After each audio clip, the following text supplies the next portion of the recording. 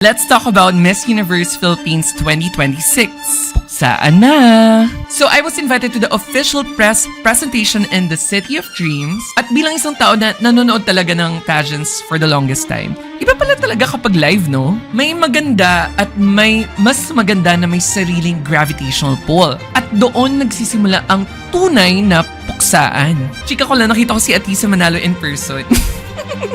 Totoo nga yung chismis, para siyang may sariling ring light. Hindi siya naglalakad, para siyang lumulutang. At totoo to, para na kaya tumabi. Yung tipong parang kapag nagpa-picture ka, parang ikaw pa rin yung supporting ka sa sarili mong buhay. Ganun. At doon ko uli naramdaman ang collective thoughts sa mga Pilipino sa Miss Universe 2025. Alam niyo na, kung boses lang ng tao ang nasunod, well, si Atisa Manalo talaga dapat ang may corona. Now let's talk about the candidates of Miss Universe 2026 na tumatak talaga sa akin after seeing them in person sa press presentation. Yung tipong pumasok pa lang, iba na talaga kagad yung aura.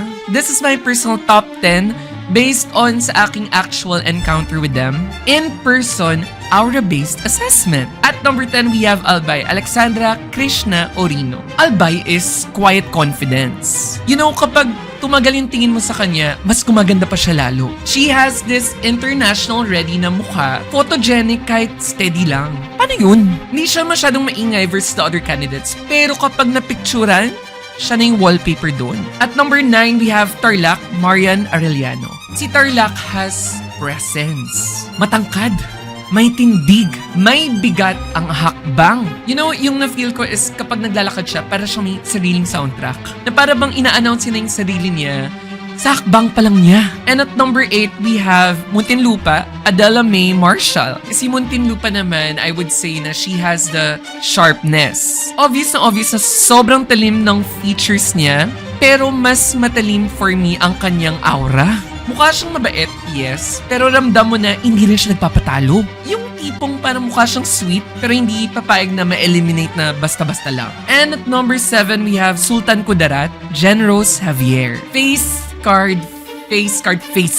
You know, unang tingin pa lang, tumitigil na yung paligid. Yung tipong kapag tinignan ka niya, wala. Malulusaw ko na lang doon. As in, parang isang tingin niya lang talaga, parang kailangan mo na ayusin yung buong buhay mo.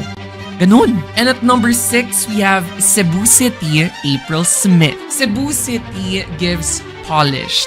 There is structure sa kanyang delivery. At ramdam mo no? Lakad lang naman yung kanina, pero kung may Q&A, handang-handa na siya. Alam mo yung parang nakasave na yung sagot niya sa tanong kahit man wala namang Q&A kanina. Like, she is that girl. And next is my personal top 5 for Miss Universe 2026. Starting off with Pampanga, Alison Hetland. You know, si Pampanga, standing at 6'1", no? She is so camera aware. Alam niya kung nasan yung ilaw at dapat lang sa tangkad niyang yun. She is giving relax, pero kampante. Alam mo yung na-feel ko talaga kanina is hindi siya kinakabahan. Siya ang nagpapakaba sa mga katabi niya. Ganda. And at number 4, we have Taguig, Bella Ismael. Si Miss Taguig is composed, no? There is a reason why she was a first runner-up. Hindi yun aksidente. She packs a heavy punch. Kitang-kita sa aura niya na very kalmado, kontrolado, pero ramdam mo talaga yung bigat. For me lang talaga, ang lakas talaga ng aura niya talaga. And my personal top 3 for Miss Universe 2026, starting off with number 3, Cebu Province, Nicole Borromeo. Itong babaeng to, no? Miss Cebu Province is just giving classic Filipina beauty. Yung ganda na hindi nakakapagod tignan. Hindi talaga nakakapagod ang ganda niya. And you know what? Habang tumatagal, mas kumaganda pa siya lalo. Paano yun? Wala. As in, kanina napatitig lang talaga ako sa kanya. Ang ganda niya. And at number 2, we have La Union, Bea Milan Wendorski. You know, gets ko no? La Union has the center of gravity energy. Hindi mo siya hahanapin, mapapansin mo siya agad. She is the type na may sariling star factor na hindi tinuturo. Natural, hindi pilit.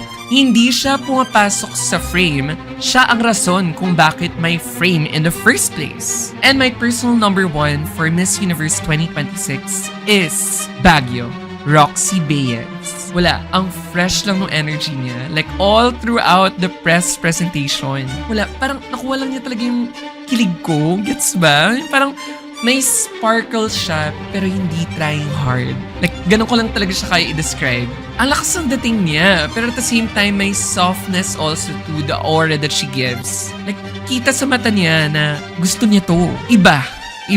At again na, ulitin ko ha, this is all just based on sa nakita ko kanina. Iba pa rin talaga yung laban sa Coronation Night, of course. And of course, we also have to talk about the significant change that's going to happen sa Miss Universe this year, no? Kasi hindi lang kandidatang nagbago, ang buong sistema ay nagbago din.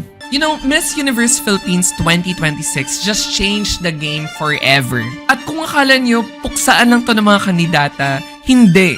Magpupuksaan rin tayo sa isa't isa. You know, let's be honest, no? After ng Miss Universe 2025, pagod na yung mga Pinoy, no?